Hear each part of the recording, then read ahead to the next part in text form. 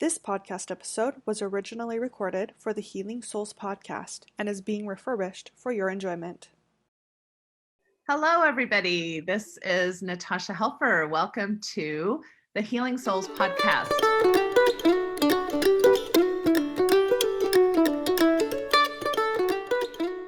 I am your host, and I'm super excited to have Michael and Carla Sommerfeld joining me today.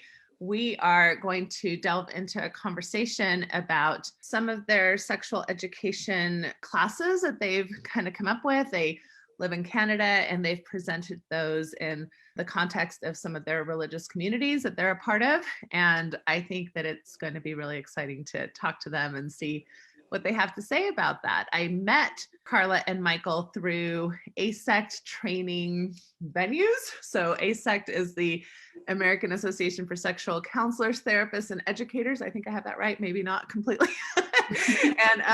and so Michael is a therapist and currently, training towards becoming a certified sex therapist. And Carla is kind of in that professional journey as well. So before I go much further, welcome. Hello. Thanks for having us. Hello. Is it colder up there than it is here? I don't know. Is Canada frigid? Like we're about minus 30 degrees Celsius right now. Okay. All right. Well, I'm having a nice snowfall here in Utah. So, but yeah, tell us a little bit about yourselves, kind of your backgrounds, both either personally or professionally. I'd love to hear a little bit more about each of you. Go ahead and start. Okay, sure. Yeah. So my name is Michael Sommerfeld, and I'll go professional first. So I'm a registered clinical social worker. I am both in, I work for the government of Alberta, like the local health authority, as well as in private practice, where I do mostly couples therapy and sex therapy. And I tend to see a lot of individuals who are referred to me through places like LDS Family Services to talk about sexual health issues. So that's what I do, in my private practice. LDS Family Services being coming from the Mormon community, kind of like Catholic Family Services or something along those lines. That's right. Yeah. Yes. Okay. I'm currently working towards certification through ASECT. I'm kind of halfway.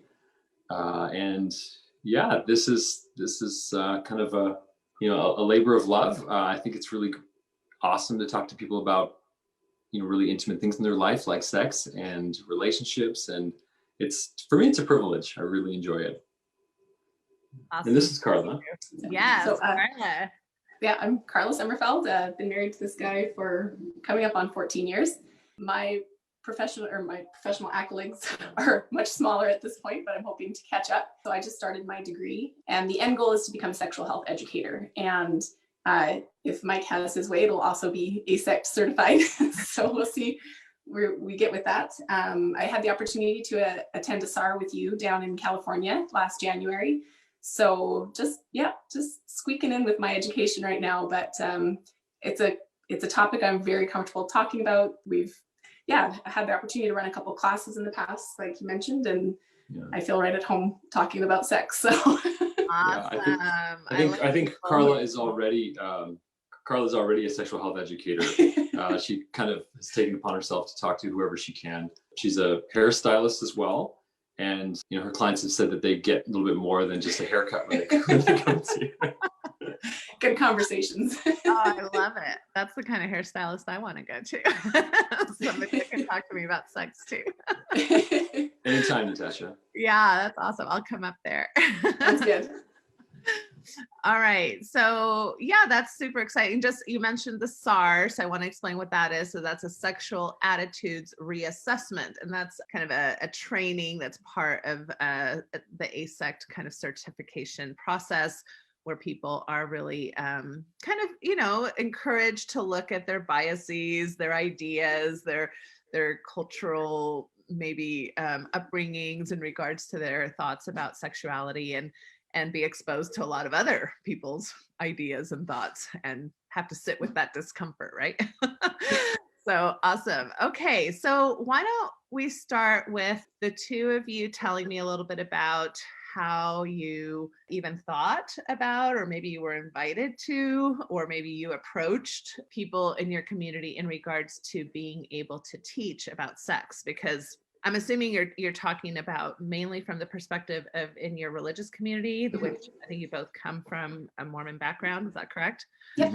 And that, it depends. Sometimes there's church communities that are super open to that. Like I know the Unitarian Church does a really bang up job in being very intentional about offering sexual curriculum and sex positive, kind of backed by, comprehensive sexual education ideas through the OWL program. It's Our Whole Lives program. So they have a great program. So some churches are very, open to sexual education and having those kinds of thoughts. Other churches, not so much. So can you tell me a little bit about how easy or difficult was it to? We were invited. So invited. That one actually did come through a hair client. Her husband would always joke, I think it's time for another haircut with Carla. You always come home with interesting ideas.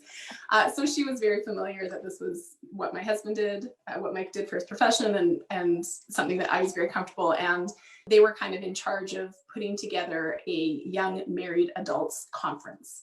And so covered a lot of different topics, but they did want to have one class specifically for intimacy. Yeah, that's what it was called. It was like, talk about intimacy. Intimacy. You're like, oh, okay. Code word, right? That's the word that's not going to feel too uncomfortable. Yeah, that's the safest word. And so we presented this one podcast. Just a presentation. PowerPoint, that's the word I'm looking for. We made up a PowerPoint and we presented it to this class. And I think we did it 1 or 2 or 3 times that night. And then word got around a little bit from one of the other stakes in our area, one of the other units, and they asked us to come and teach at their young married conference as well. And then the following year, we were invited back to teach a second class. So we formatted a little bit different. I think we called that one Great Expectations, and just kind of talking about some of the expectations you go into with marriage and how those might differ. And then we taught that same class at the other stake as well. So I think part of the goal for us was we were aware that people that we knew and many people were living with some kind of, I don't know, sexual problems in their relationship, or had some, concerns about sexuality in some way.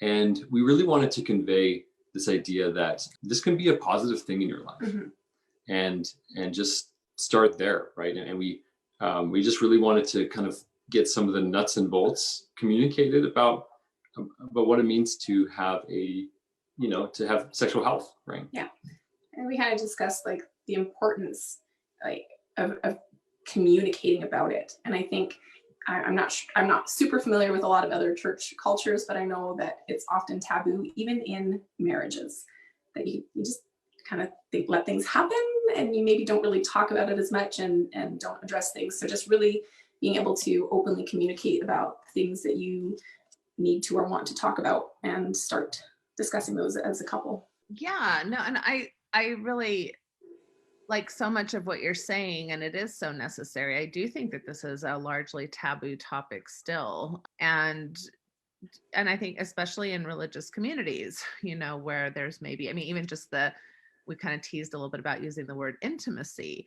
And I do think that it's an unfortunate word to use, because intimacy is so much more expansive than just a sexual experience, right? And of course, things like emotional intimacy and intellectual intimacy, and just different way, and even physical intimacy that's not sexual, affection and, things of that nature. And sexual behavior that is not intimate. Exactly, right? Exactly, right. And so, to use that word, I feel it kind of like co-opts a lot of the sexual conversation to begin with.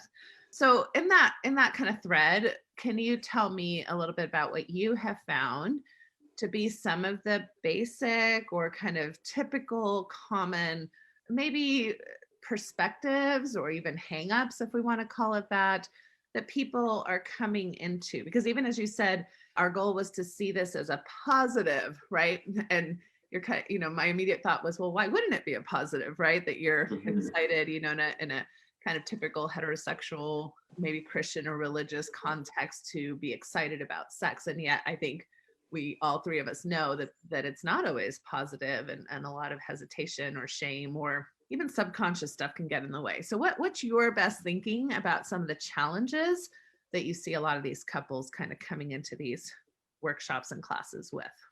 Yeah. So can I take a moment? So Yeah, I think take a moment. if I just think to my clinical practice, like a lot of things that some of the themes that I see quite often are people trying to navigate kind of the assumptions and messages that they have acquired about sexuality, and trying to fit it into their life, right? And it's not always easy.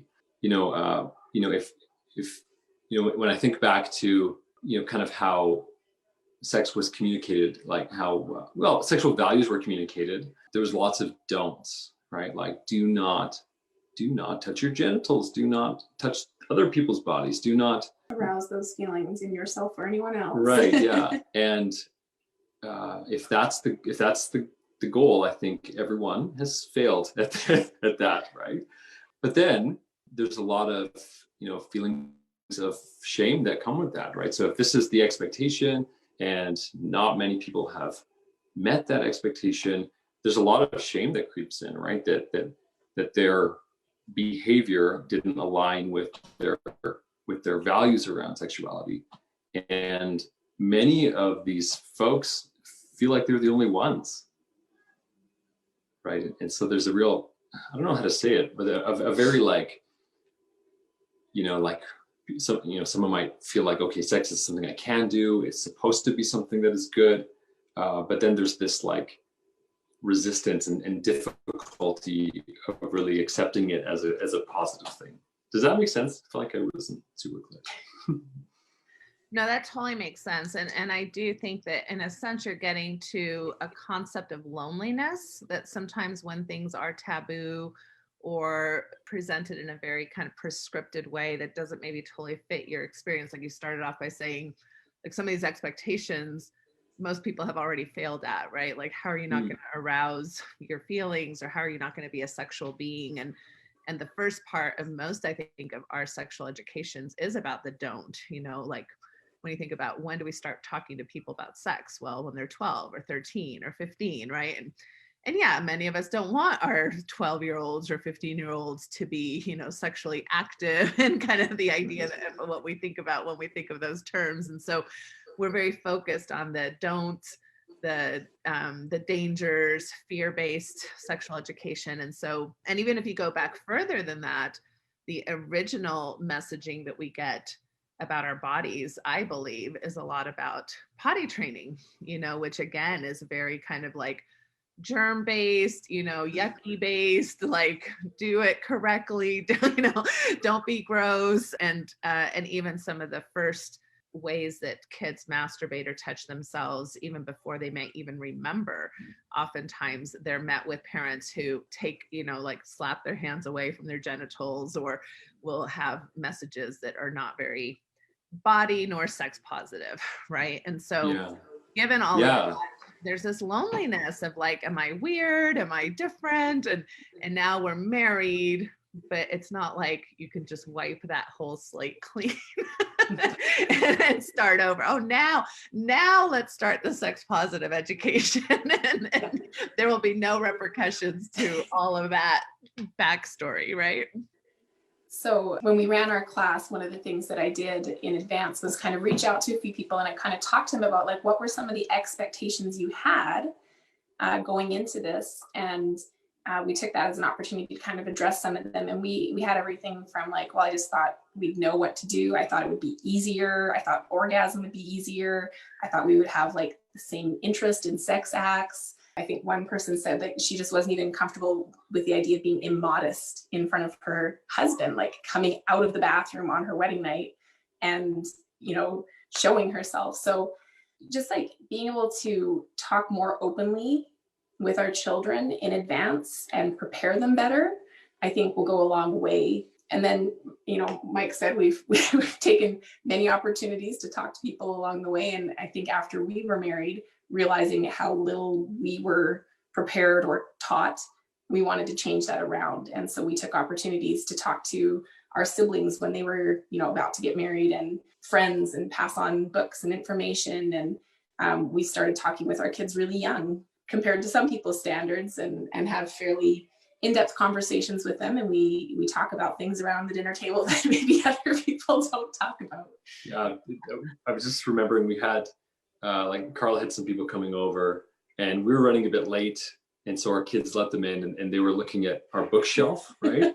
And this lady, who was like, kind of a senior lady, I guess we could say, she turns to my daughter and says, "What does your dad do for a living?" Right? And she says, he does sex therapy. Right? She's 10, Yeah. and it's not a big deal for them to say, like, "Oh yeah, that's what my dad does," and none of his books are hidden away. Like, they're up on the shelf. They can see. Yeah, if they really need the guide to getting it on, they can reach it. I was really lucky in that the author of the guide to getting it on sent each of my children an autographed book after I did a podcast with him. So, oh wow, there you go. My kids have access to that too. There you go. Well, so can you tell me a little bit about if you can, share some of the main points that you were trying to get through? Like when you say you prepared this PowerPoint, what were the main messages that you were trying to get people to be open to talking Sure. about? And it was quite simple, I think, this presentation, but really we wanted to just kind of normalize that the folks that we were talking to were, in many cases dealing with some difficulty around sexuality, right? And that to kind of like go through that was part of like an adult relationship, right? And to just like learn and to grow and to develop, and giving yourself that room and that space to do that, right? Anything you want to say about that? Well, and especially from what you said, Carla, too, like this idea, the expectations that it's just going to be easy, natural, spontaneous. Like, again, the classic education I've seen so many people come through my office with is like, don't. And then, at the right time, in the right place, with the right person, it'll be great, and that's kind of like the sex positive approach, right? Like, sex will be great. And then if you're lucky enough to get that, no follow through, right? There's no how will it be great, or what to expect, or and I oftentimes in my presentations have this kind of funny slide where I have this like sacred, like beautiful picture of a couple, embracing, and then my next slide is like of two, like a horse like on top of another horse, like kind of like the reality.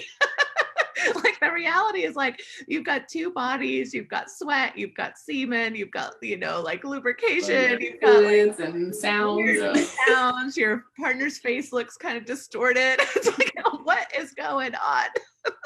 Yeah, I think that's such a good point, right? Like that there is this Hollywood kind of fantasy of what it's going to be like, right? But if you're not being taught, you're going to Hollywood to learn, right? And yes. Hollywood portrays it totally different than reality.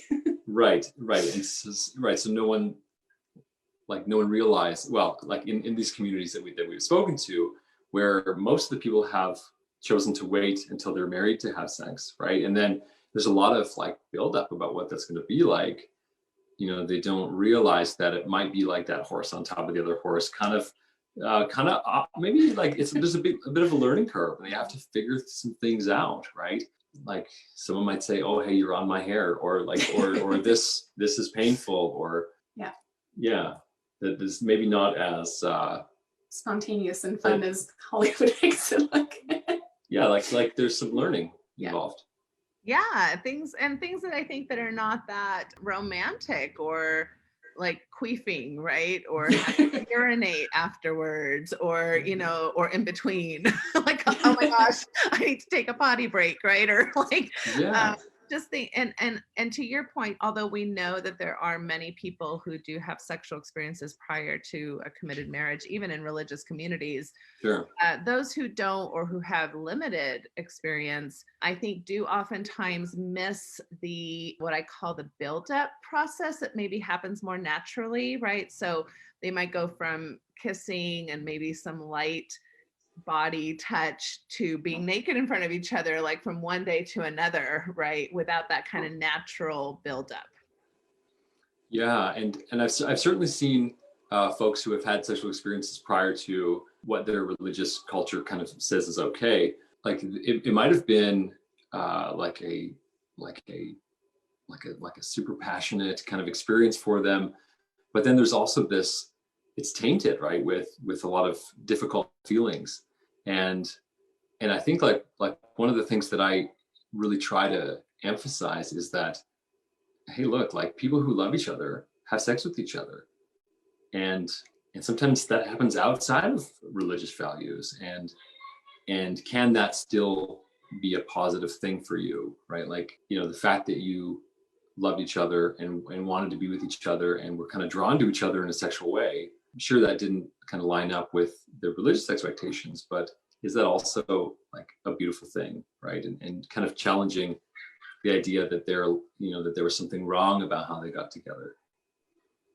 I'm really glad you're mentioning this, because I do think in both kind of evangelical or Christian purity culture, and definitely, you know, I come from Mormonism as well, so I know I got a lot of these messages, but it was almost posited like if you were going to have those kinds of issues, I'm putting quote unquote issues prior to marriage, that it wasn't a loving act, you know, and that it was a selfish act, or that it was a lustful act. And in my experience, I've had many people where really their only sexual partner was their spouse, but because they had sexual experiences prior to marriage, it really, like you said, kind of left this taint or this distrust of themselves or of each other, or seeing each other as somewhat sullied. And what a tragedy in my mind, you know, that here people who have really only committed to each other anyway, just the timing was off, are still left with this very kind of sinful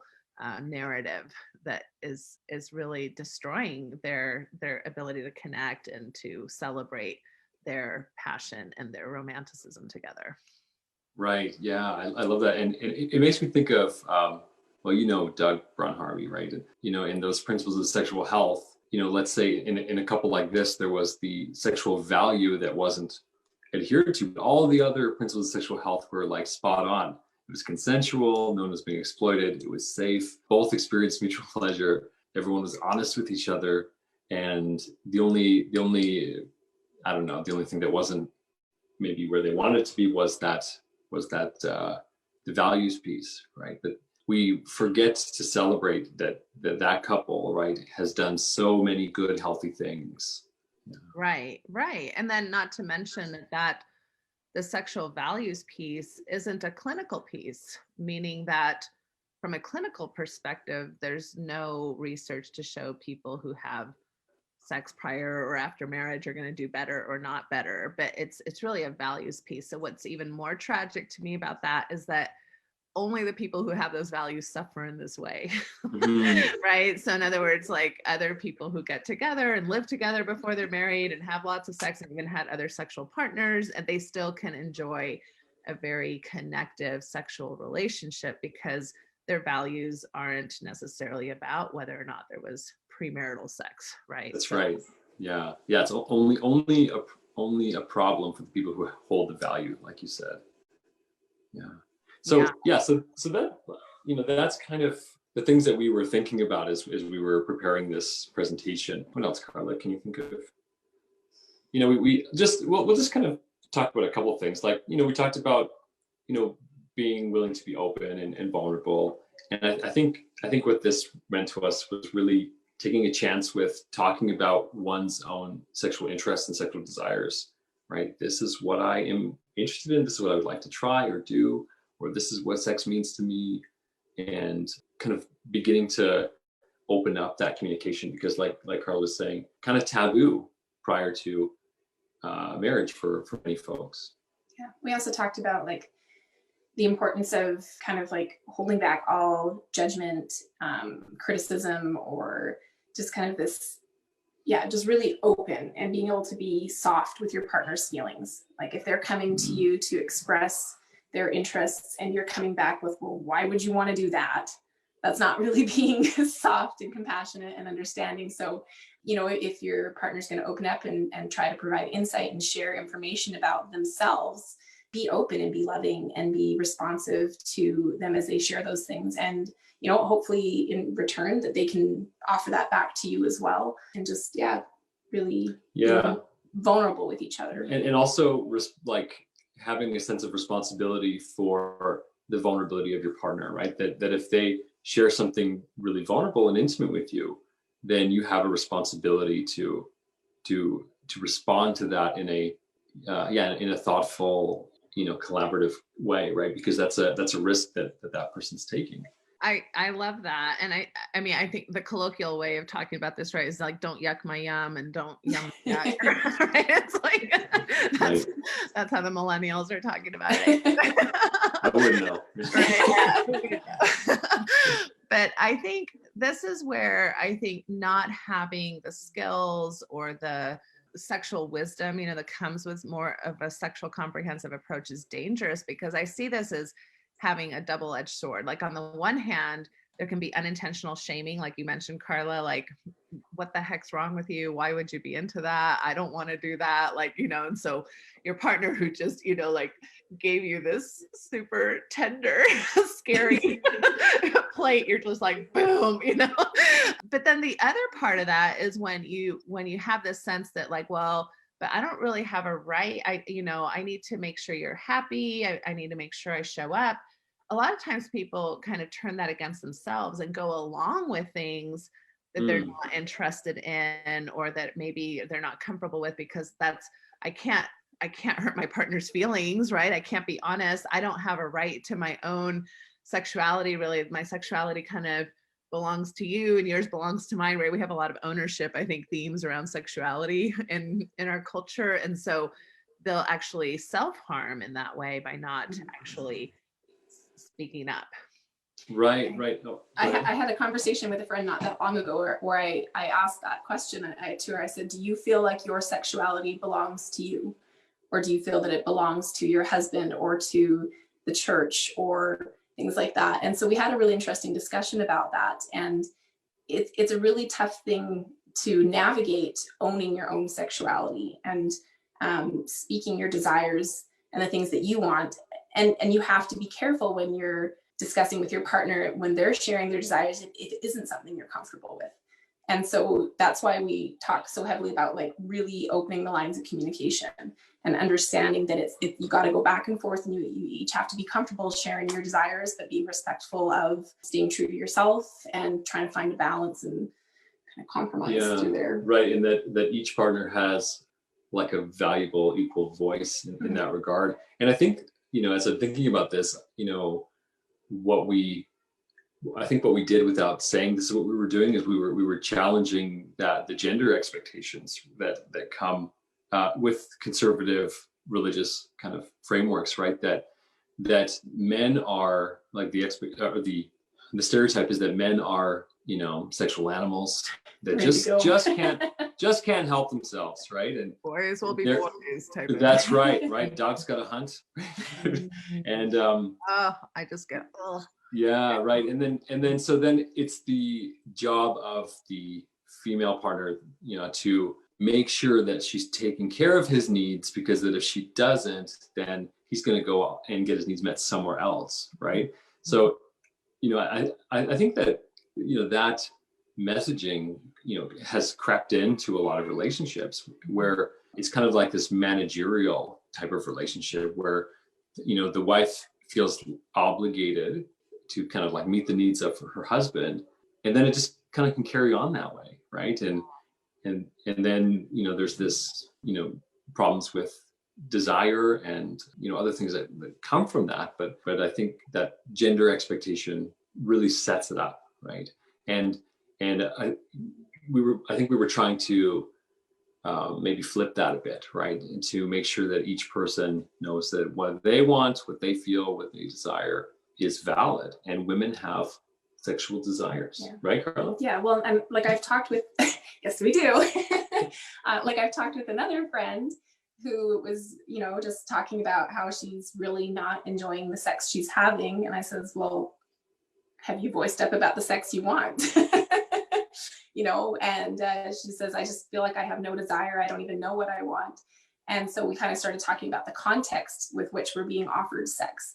And so if only this type of sex is being presented and this is not something that is desirous or arousing to you, of course, that's not going to, make you desire to be in the relationship and be sexual in that context. So that goes back to like voicing what's important to you and talking about the context and of how you want sex in your relationship. Yeah. So yeah, so much truth. I mean, and even outside of the content, like even outside of the behavior, like I think you could have the same sexual behavior be pleasurable or not pleasurable depending on the framing, right? So if I'm approaching my sex life from, like you said, this managerial position, transactional, duty based, this is my job, it's going to have a very different feeling than if you're in a space of pleasure, like being able to feel like I'm deserving of pleasure. I get to advocate for my pleasure. I'm excited about your pleasure, and this is a much more kind of, I don't know, egalitarian type of space that we're in. And I do think that, I mean, sleeping with the enemy is like a lot of the messages I think we get, men versus women, men are from Mars, women are from Venus, men want this, women want that.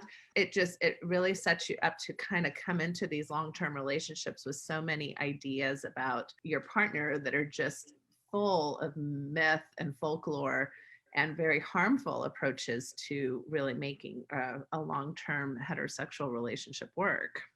Yeah, right. And I think without having discussions like this, right, often folks just try things and say, hey, this is how we're going to, maybe not even a conversation around it. It's just like, okay, this is what we do and this is what we're supposed to do. The door's closed, the lights are off. Let's see if we can figure this out, but never really talk about it again. Yeah, and I think like what we were trying to offer was a way for sex to be something that is very intentional in between, couples, and something where they can, like really like plan and discuss and share. Right, kind of like take away some of the taboo and just say, hey, look, this is what adults do, and this is what sexually mature individuals do. Yeah, and learning how to have conversations outside of the bedroom, the bedroom, wherever it is, because I think sometimes we just assume it's supposed to take care of itself, and I always think about that, isn't it funny? I don't know any other area in our lives where people just expect things to naturally happen. I mean, people are reading parenting books and people are, going to the gym and working out. And I mean, if you hiring going to school, people are going to school and going and figuring out their careers. Like things don't just naturally happen in anything that is usually worthwhile. Usually it takes, like you said, intention, education, willingness, communication, learning, mentoring. And with sex, somehow we've just been like, no, it's just supposed to spontaneously happen. Right. So really leaning into the exploration of developing a healthy sexual relationship or a satisfying sexual relationship. Right, that there's going to be some trial and error, right? You're going to try things that aren't enjoyable, and then you'll hit on some things that are. And if you can't talk about it, you can't learn. Yeah. Well, before I move on, anything else you want to talk about in regards to your class in particular that you made sure you wanted to point out, or? What do you think, Carla? He has the presentation pulled up on the side, so we're just kind of like. I mean, we spent a little bit of time talking about like biology, and this is how, arousal and kind of recognizing the difference between like spontaneous desire and responsive desire, and stereotype that men are typical to have more spontaneous desire and stereotype that women are to have more responsive desire. Being aware of those differences helps, but that doesn't mean that that's the way it is with every couple either. Yeah, right. And yeah, again, talking about it helps you to figure out, one, about like your own sexual response and about your partners, and be able to then work together, right? So Do you mind we just, giving a quick overview of that? Because I don't know that everybody who's listening may know what you mean by responsive or spontaneous desire. sure. So Can I take the lead there? yeah, and jump in whenever Okay. you like. So I think this comes from Bassan, right? Is that the Yes, researcher the who response cycle versus the Kinsey response cycle, right? That yeah, heard right. So the model that was around the most, right, was that someone might feel kind of lusty, feel desire, and then there's this physiological arousal that happens, and then there's like this sustained arousal period, and then an orgasm, and then this resolution, this refractory period, where like if we were talking about people with penises, right, after someone has had an ejaculation, just like if you flush the toilet, you have to wait a bit before you can flush it again. There's a time before you can have another orgasm, right? So that was kind of the model for sexual arousal that was used. And the idea of responsive desire is a little bit more rounded, right? So it looks at like what is the context of a sexual kind of situation. And well, the example that I talked about in our class was this idea that, like, some people's desire is like put the CD in, push play, ready to go, and some people's is like a 60-piece orchestra where each individual instrument needs to be warmed up and tuned together and then brought together, and then the band is ready to play. And sometimes with responsive desire, it's that things need to be prepped and warmed up before desire actually kicks in. And when arousal has happened, then desire follows, instead of desire happening, then arousal. well done. Exactly right. Yeah. And what's really interesting too, in Barry McCarthy's work, is he's done a lot of work with aging couples, is that what's most typical in the beginning of our marriages may not be typical in our 60s, 70s, and 80s. And that our responsive desire, especially following that stereotype about men being, spontaneously, I'm horny, where's my wife type of type of approach, that men in particular do really well when they understand the responsive desire model, especially if that was how they were in their younger years, and as they face decline in testosterone, erectile dysfunction issues, things that are pretty normal to just the aging process. If they learn how to lean into that responsive desire model, then the sky's the limit. We should be able to enjoy our sexuality for as long as we want, as long as we're not, falling prey to these kind of ideas of how sex should look like. And especially if we're holding ourselves accountable to a much younger version of ourselves. So yeah, thank you for explaining that. One last thing from the presentation, which is a conversation I've had with a lot of people as well, that we did discuss lightly, was just a lot of the misunderstandings that happen around orgasm, especially female orgasm. I've been reading the book Becoming Clitorate, and it talks extensively in there about, all of the myths around, female orgasm. And I think it's just really important to help women understand that for most women, sexual intercourse, penis and vagina, does not produce orgasm for them, and that it needs to be paired with or strictly clitoral stimulation alone. And so, we did talk about that in our class. And, I think that might have been the area that some people were kind of like, what are you talking about right now? Yeah. And some of those, like, is it okay to talk out loud about this kind of stuff? But I think we need to really educate people on that. Right. So we had a big, that was on our first presentation. It's not in this one.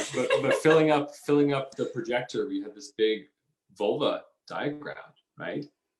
And we said, we said, like, this is where your clitoris is. Yeah. Does that look familiar to anybody? Right. Does it look familiar? Because it should look familiar, people. So I think that was yourself, one of the things take a mirror down there and check yourself out. Yeah. It's familiar. and I was really impressed with Carla in these presentations. There were like stake presidents, right? So church leaders in the audience, right? And Carla basically says, like, listen, ladies, if you don't know how your sexual response works, you need to figure it out, right? That's kind of the gesture she made, right? Like, basically she said, like, you can masturbate to understand how your body works, and this is a good thing, right? And it was just really affirming right, to me, that as she was saying this, looking at the church leaders shaking their heads, like, yeah, right, like it was okay, which well, and it's this really horrible idea when you are not talking about things and you're going into the relationship and you don't really know what orgasm is or how you're supposed to get there, but you're really just hoping your husband's going to figure it out for you. That's really a lot of pressure to put on him. And so understanding your own body and understanding how it functions and understanding what feels good for you is really valuable, because then you can invite your spouse in and you can teach him about it, and you can use that as a way to become more intimate, create more intimacy together and more feel good stuff. Yeah. But yeah, like not, right. Yeah, if you, I don't remember the exact analogy that I used, but something like you're taught how to use all of these other wonderful, glorious functions of your body, your fingers for writing and your tongue for tasting, but we don't know how to use or access or understand this part of our body. And so it'd be ridiculous if we told people, like, don't use your fingers, don't touch your fingers, don't, like, this is a part of your body that you're not allowed to know or understand at all. And so just really, just the importance of understanding what that is in women and how that relates to orgasm and, of course, sexual fulfillment for them as well. I love that. And that's actually where I was going to go next, is what type of response did you get? So I'm really, hopeful that it seemed like, people, especially the leaders, which sometimes, leaders can get a little nervous around some of these topics, were open to this kind of discussion, because in a sense, we're going right back to that ownership thing. When you ask that person, Carla, that woman, who does your body belong to? Does it belong to your husband? Does it belong to the church? Does it belong to God? And I don't know that we've gotten a lot of messaging in some of these religiously conservative upbringings where our bodies really do belong to us. And so it can be difficult I've talked to many couples where masturbation, for example, is seen as a betrayal, right? Or that, I'm not comfortable touching myself unless my husband is present, or that nature, which is fine. We can work with that, but it's just an interesting space that person's coming from. Like, I don't have the right to my own body. My body isn't really mine. And the problems that we see that creeps up from that. So can I just throw in like the male perspective that I often hear, right, is that if, someone might say, if my wife isn't able to orgasm, then it must be because I'm not doing something right. Like maybe my penis isn't good enough, or what I'm doing isn't good enough, or right, like not a good lover. Right, yeah. The men take that ownership of that of their partner's pleasure, right? I think it's important to be conscious of your partner's pleasure, but really seeing it as like, if I don't know how to do this, then I'm a failure, right? I'm backtracking a little bit. My comment doesn't quite tie in, but it was just a thought that I had, and it's one of the things. We were teaching our classes to a Christian Mormon audience, and one of the things that I really wanted to help them understand is that this idea that God created our bodies with a purpose, and the only purpose of the clitoris is for sexual stimulation. So why would a loving Heavenly Father, loving God, not want you to access all of the beautiful parts of your body? And so that was just one of the ways that we kind of tried to help them see and understand it through that, religious lens. And, we want to respect the values and beliefs that people do have. And if this is the approach that they want to take and understand, how can they understand it in the context of it is something God-given, or that it can be good and it doesn't have to be one or the other. They can go together.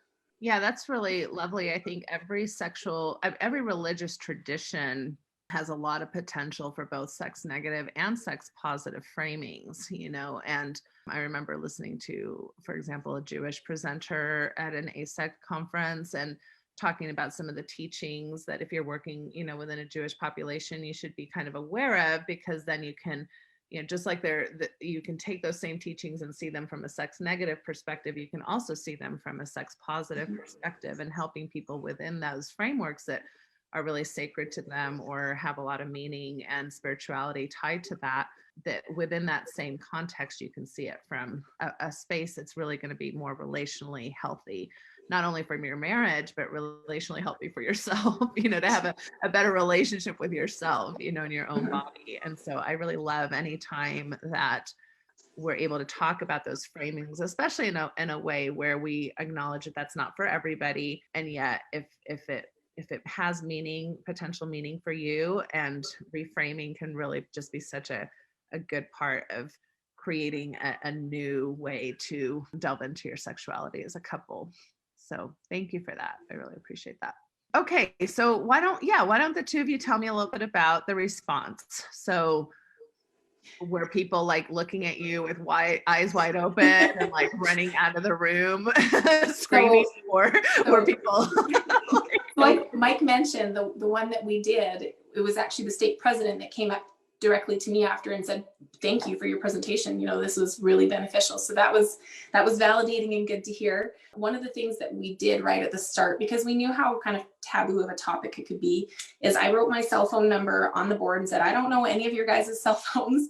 You can text in anonymously to me if you have questions that you're not comfortable discussing out loud, things like that. So we had that option available, and it was actually really well utilized. We had a lot of people comfortable asking questions and a lot of people wanting to text in and kind of stay anonymous, but they wanted to know this information. After, again, we had a wide variety of people coming up to us and kind of talking about how valuable they felt this information was and how much it helped them. But there was one instance where prior to our class starting, a friend was saying like, oh, hey, are you going to the class? And I'm like, no, we're not going to that at all. Like, we know what we need to know. I think that like, there was a bit of a mixed response, right? And across like presentations as well. So I think the first, I think we did like 3 altogether. And the first 2, we had lots of like engagement from the audience, right? Lots of questions, lots of people coming up to us to talk and ask questions. And I think the third one, it was, crickets after, like nobody wanted to say a word. And I'm not sure why. I'm not sure why that was, but just was it a totally different group, or was it a different topic? It was a different group, same topic. Yeah. I think it was maybe it seemed like a younger crowd in the third one. So yeah, I don't know. I'm not sure why it was that way. Yeah, it was a much quieter group. Yeah. Yeah, and sometimes that's just the group dynamic, and sometimes there can be just different for a lot of different reasons, whether you went into a different community or a different age or a different, just meld of personalities, but especially if it's the same content, right? You're always like, what the heck? But I've presented enough to know I've got to be prepared for both, where I can't get a word in edgewise or where I'm talking the entire time. Yeah. For sure. Well, awesome. Well, I'm so glad that overall this was well received and that you had a positive experience. And it sounds like you're really making a difference in people's lives, in regards to feeling like there's resources, there's information, I think the validation of being able to sit in a space where this is talked about with other people automatically changes the game, like in the sense of like, oh, we can talk about this, we can think about this, we can go home and do something different than what we've been doing, right? Or we could have a conversation about this, afterwards as a couple. I think all of those things are, going to be kind of the fruits of the work that you're doing. So I think that's phenomenal. Anything that I'm not asking you that you were hoping to kind of talk about today or get more in depth with or anything like that? I think this has just been a really fun conversation. I don't think so. We were just kind of open to wherever the conversation took us, and it's been a bit since we've done any of these presentations, and it would be COVID. Yeah, it'd be cool to do it again. And I think we certainly would probably we would maybe rework it a bit and add some new material. Mm-hmm. Yeah, I think like the kind of mentioned at the start, long-term goals are to try and, have these workshops or presentations or seminars or whatever we want to call them available that people can attend, and that we can just continue to educate people and inform people. And I mean, the goal is to have a lot more happily satisfied couples in their sexual intimacy. Yes. Agreed. And yeah, I was just gonna say, like, we've never been paid or anything like that for doing these. It's really just, it's so hard to see people struggle with issues around their sexual relationships, right? And I think if we can make a small difference at helping people approach it in a different way and learn to have a more positive relationship with their sexuality, that's really our motivation, is for people to have good lives, right? Where they can enjoy pleasure and satisfaction and connection with another person. That's what we're going for. Well, that's lovely that you'd be willing to share, your expertise and your thoughts, in kind of like a volunteer service way. I think all of us kind of in the mental health professions do that at some point or another. Plus, I think in a lot of religious communities, that's kind of expected, or, like there's a lot of community sharing, community resource sharing that's part of it. At the same time, I do also want to just, give you a shout out that you are deserving of your value. And so I hope over time. Well, eventually we hope to make this kind of part of a professional career for ourselves. So yeah. So you will be deserving of people putting, some monies down to help, to access good information. There's value in that, and hopefully people will be willing to support you financially as well. So that's great. All right. So can you tell us a little bit about how to reach you, or anything you would want us to know as far as helping you? I know, Michael, you talked about having a private practice. Is there a website or an email or anything that if people want to reach out or know how to contact you about services or presenting workshops, because you can do this online too. So I think that there could be a lot of good church communities out there that could contact you and have you present something even on Zoom or something like that. So I think someone would be welcome to, like, if it's if it's less professional and more just like reaching out to me, someone could send me a message through Facebook. On the professional side of things, I think my Psychology Today profile is the best way to reach me. So Michael Sommerfeld in Edmonton, Alberta. Okay. You find me there. Yeah. Perfect. I'd say just go through him if people really have a desire to chat with me. Okay. He can put them in contact with me, I guess. I'll field the questions. Yeah. All right. Perfect. Well, I wish you both so well in your kind of professional journeys. I know you're kind of headed in that direction and in different ways together. So I wish you a great adventure in that, and success in that. So I hope you do both very well. Thank you. Thanks for having us on today. Yeah. Thank you so much for coming on. It's been a pleasure knowing you and getting to know a little bit of what you're doing. So thanks. Have a good one. You too. Thank you.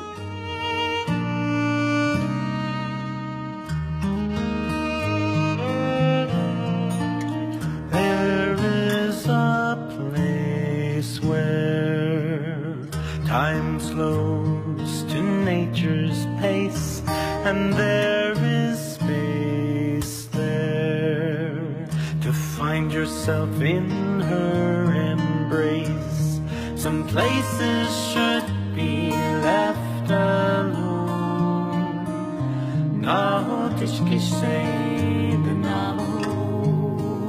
So we can always go to the homeland of the heart.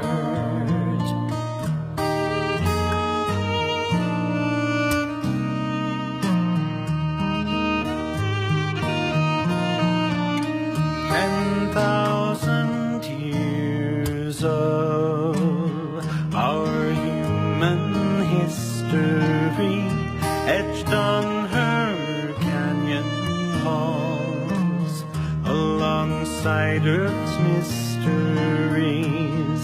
Some places should be left alone. Nordisch geschehen alone. So we can always go to the homeland of the heart, to the homeland of the heart.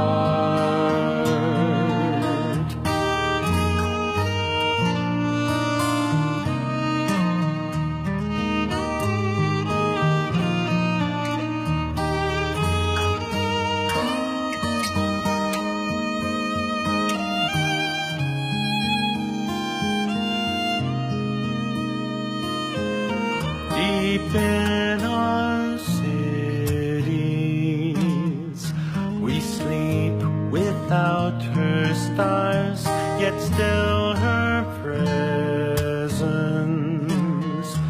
sustains us from afar. Some places should be left alone. Nå det skal sætte so we can always go to the homeland of the heart, to the homeland of the heart, to the homeland